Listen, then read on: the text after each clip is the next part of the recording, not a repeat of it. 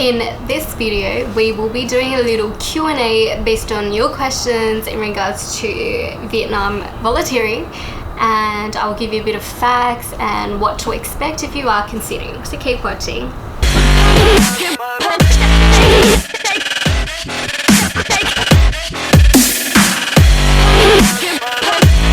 What's up everyone? Welcome back to my channel. This video will give you some of the facts about volunteering in Vietnam based on my previous video. If you haven't checked it out, please have a look at the end of this video and consider subscribing if you do want to see more videos from me in the future. So I've written some questions down. I'm just going to be reading through my notes. Which program and organisation did you do it with? So I went with IVHQ, which is short for International Volunteer Headquarters, and I will leave their website in the description down below, so make sure you check them out.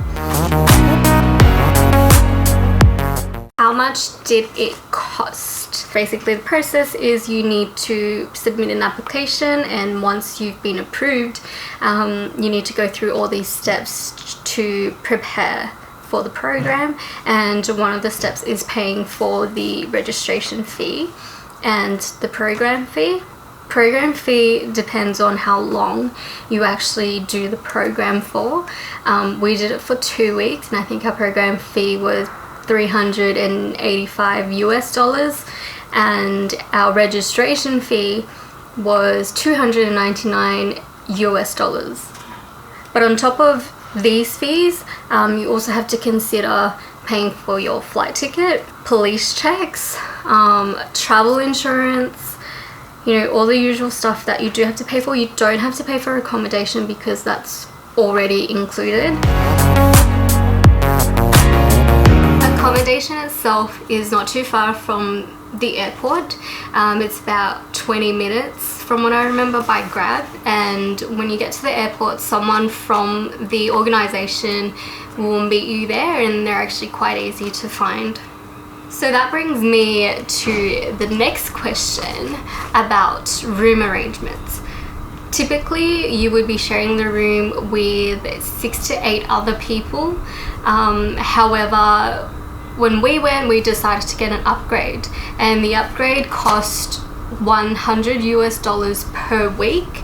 What that gets you is basically your own rooms. We had our own bathroom, and we just had our own room, which made it a lot easier for us in terms of getting ready and just having a bit of privacy, doing some work. Hot water, they did warn us that you need to shower a bit earlier in case hot water runs out. Our room, nothing sort of happened. We didn't run out of hot water, which was very fortunate. Cleaners that come in to clean the room, they pretty much just sweep the floor, hose down the bathroom for you, and they do that on a weekday and not on the weekend. The great thing about these rooms is that it actually has amazing aircon. Food, there was quite a lot of food available, so it was much better than what we actually expected. Breakfast, we had things like congee, egg, fruit, different types of breads. It was always kind of different. There's also milk, cereal, coffee, tea, they're available as well. Lunch times, there would be things like spring rolls, noodles, noodle soups, meat, rice, that kind of stuff. They always change it around. Dinner's quite different as well all the time, so there's quite a huge variety of food, although we didn't eat much dinner at the actual accommodation because we like to explore and eat elsewhere.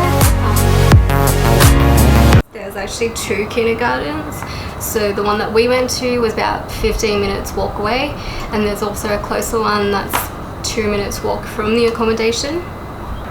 So we'll go through the actual hours of the kindergarten. We met at 7:45 in the morning in the lobby, and it takes about 10 to 15 minutes, so we walk to the kindergarten and we start at 8 AM. We do 5-year-olds first, and we do it from 8 to 9, and then we do 4-year-olds and we teach them from 9 to 10. We meet back up in the lobby at 1:45 PM, and we start again at 2, and we'll do the same sort of thing but different topics, and we finish around 4 p.m. and we go back to the accommodation. That's Monday to Friday. In terms of dress code, it is very, very hot and humid in Vietnam. However, for the actual project, you do need to cover your knees and your shoulders, so I recommend bringing something really thin.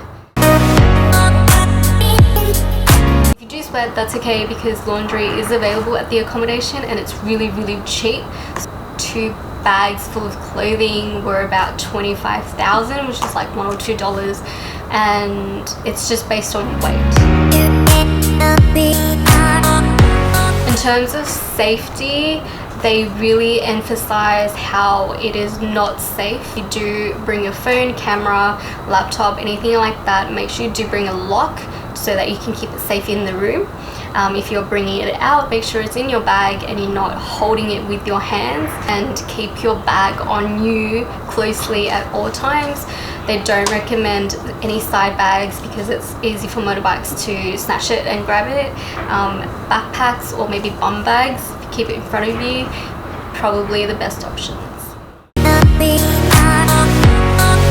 What to bring, make sure that you're bringing your own locks, toiletries, towels, clothing, obviously if you need a hairdryer, hair straightener, all that kind of stuff. They don't give you any of that, so make sure you do bring it if you do need all of that. 3 things that I personally didn't expect was, number 1, the accommodation. When we arrived, it just, nowhere did the sign say IVHQ, nowhere was I able to actually link the accommodation with the program. I felt kind of lost and unsafe. Eventually someone came out to bring us inside, but I found out that we're actually living in a college with some students from Vietnam, so it's not just a pure accommodation. People that are volunteering, which means the corridors can sometimes be extremely noisy because some of these students just run up and down the corridors and run up and down the stairs, so you may not be able to rest as much as you think. Another thing I didn't expect is the food. Looking at pictures that people have posted, it seemed like the food was very basic. It was, when I went there, I expected the food to be carb on carbs, you know, rice with noodles, because that's what I saw in a lot of the pictures. But actually the food was very nice, very tasteful. The last thing I didn't expect is how much I would get attached to the children, how much fun that I would be having, and how much fulfillment and enjoyment I got out of this program. Would I do it again? Definitely, maybe in another year or 2, but somewhere else, just to experience different cultures. Would I recommend this for you? Absolutely. Like, it was an amazing journey. If it's something that you're into, if you want to give back to society, if you want to help out, if you want to have a bit of personal growth, definitely something that you should be considering if you have the time. If I were to do it again, what would I do differently? I would definitely book a separate hotel or a Airbnb around the area and just not stay at the accommodation. Not that it was bad, but sometimes it got really loud, and just for privacy reasons. So did I enjoy this whole experience? Yes, I absolutely did.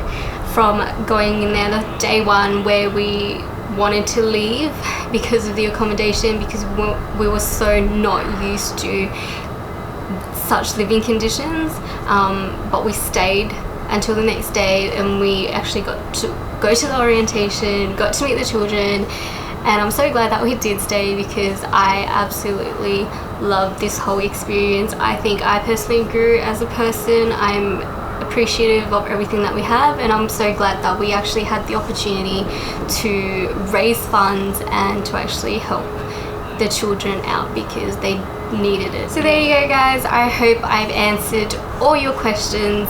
If you do have any more questions from me, please leave a comment down below. If you like my video, please don't forget to leave a thumbs up. If you haven't seen my volunteering video yet, you can check it out right now, and I will see you guys in my next video.